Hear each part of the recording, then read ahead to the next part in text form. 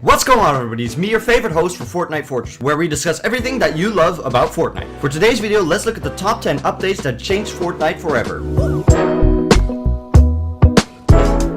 Again, this is a little less uncommon video for us. Normally we look at some Twitch clips and give you some context around them. But for today's video, it's going to be more talkative, so tell us down in the comments below if you like it or not. Also, if you're new here, why don't you go down there and hit that red subscribe button and the little bell that's next to it. And whilst you're already down there, maybe even that like button. Now, without further ado, let's get into the first update that changed Fortnite forever. Which, of course, is way back in the day, the addition of the Battle Pass. It might have not been a direct impact on the gameplay, but it sure was one of the reasons why Fortnite got so big and had so much money in their pockets. Spending about $10 or $15 or $20 even on a skin in the game seems a little bit ridiculous. But the addition of the Battle Pass, I think back in Season 1 or 2, made skins and a lot of other things very accessible to many players. Not only that, but it also seemed more worth the money. You were getting sprays, you were getting emotes, you were getting skins instead of one skin for about 20 bucks. And of course that you can regain the same amount, if not more, of your V-Bucks by just playing the game seemed very, very nice. Now, of course, this change didn't actually impact the gameplay of Fortnite. So let's jump onto the next topic, which is vehicles. Hey bro, are you high?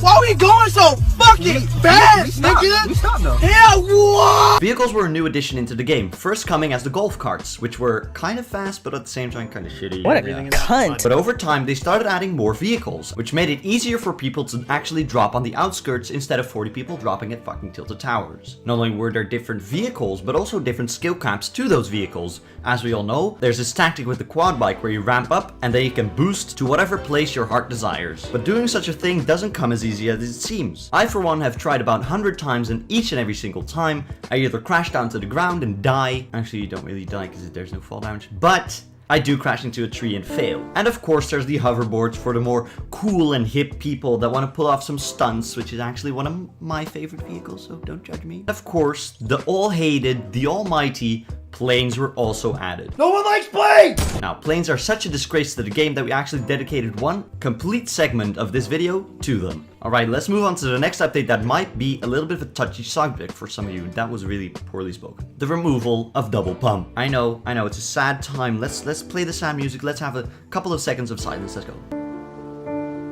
Right, the removal of double pump was hated by many since the double pump had such a great oomph to it, if that makes sense. It just was so much fun to use. And that being removed and replaced by the spray and pray meta was a very, very bad change in the eyes of many. And no, don't think it was just as bad as it is now. There was the drum guns, there was the LMGs, there were like 50,000 different types of SMGs. So that was a fucking lie. It was some kind of hell. Not only did it cause an uproar, but it really did change the gameplay of the game. What?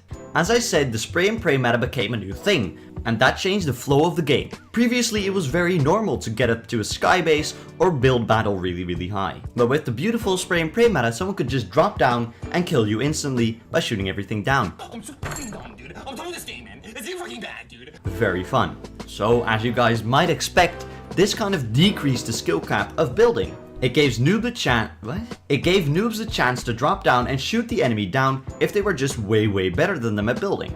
And of course, if you're really good at building and someone just shoots you down, because that's the new tactic in the game, that really blows. Right, enough sadness, let's move on to a kind of a happy topic and subject together. That's kind of cool. Alright, let's move on to the next object, which is the siphon. Now, I know it's kind of a semi-sad story that it got removed in the base game, but whatever. Siphon being added to the normal game modes was a blessing in disguise. First, it was only available in those limited time game modes, which made it really fun to play. And the stats of Fortnite and whatever the fuck there's going on with the data there, they realized that a lot of people are actually enjoying the siphon. And of course, siphon meaning that you get mats on kill and shield or health depending on what you need. Nice. So because people were enjoying it as much as they did, they decided to implement it into the normal game mode. So for some reason, after a couple of months, their view on how people enjoyed it just flipped around. They said that 90% of the players actually didn't like it. Me myself, I don't really believe these stats, but what they are saying is that the noobs in the game actually have a disadvantage now. Of course, with Siphon, aggressiveness was promoted. And if you're a bad player and you just want to farm and tilt the towers, the Siphon change actually really hurt you.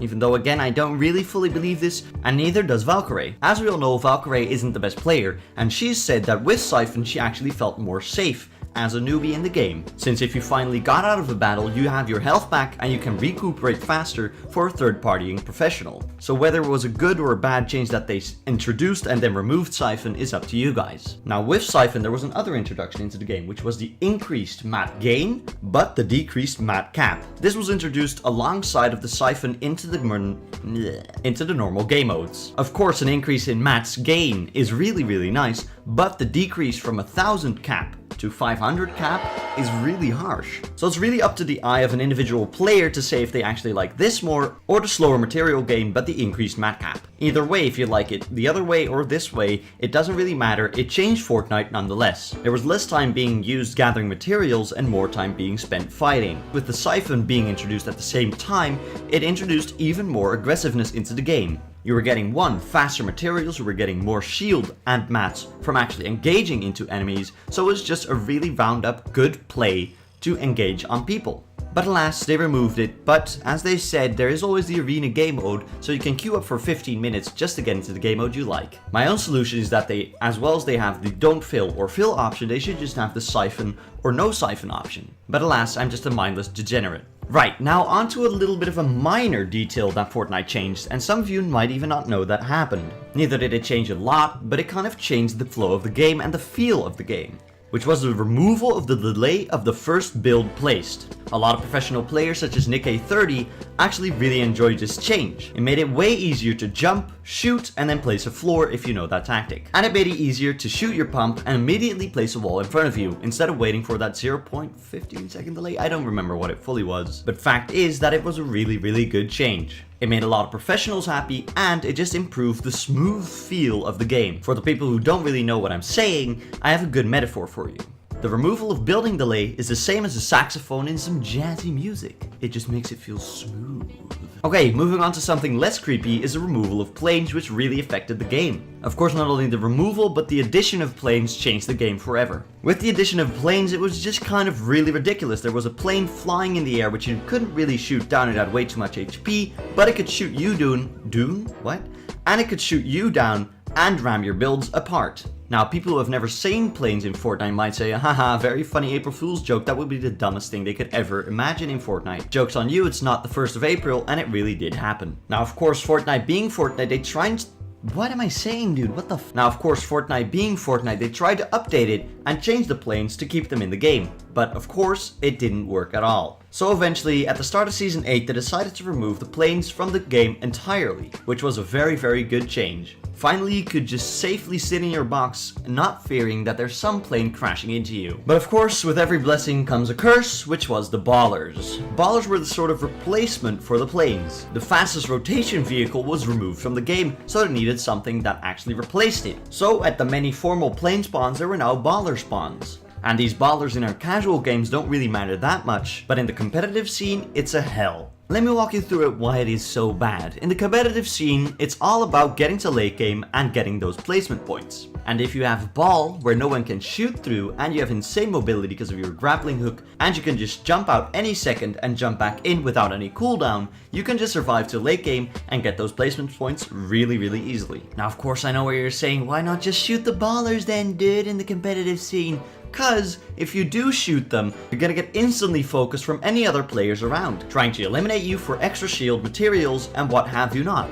Now that we're talking about the competitive side, let's talk about how it actually changed the game, which brings us to our 9th point. The introduction of the summer skirmish and all the other skirmishes and now the World Cup really showed us how we need to play the game. We've all seen it, we all seen how intense it is. The late games of those games are really fun.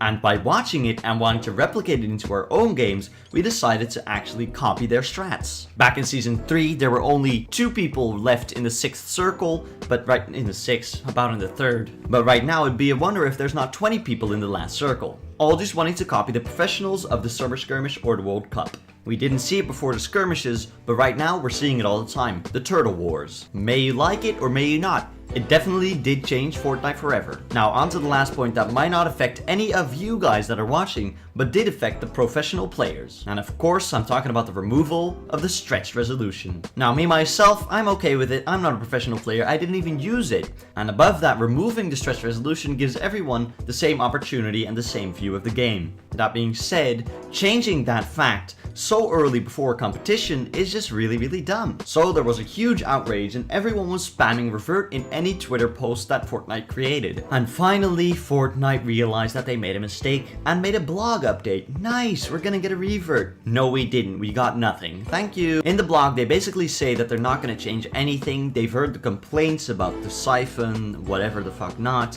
Also, they touched on the fact that people wanted an FOV slider and basically gave you the middle finger. They said, fuck you, you're not getting it. Well, that about wraps all the points up. So thank you guys so much for tuning in yet another time to Fortnite Fortress. I hope you enjoyed it. If you did, be sure to go down there and hit that red subscribe button and the little bells next to it. And if you're feeling really generous today, might even hit that like button instead. Instead, no as well, shit. And if you think we missed an update that really changed Fortnite forever, leave a comment down below. This has been Fortnite Fortress, and I hope you have a happy day.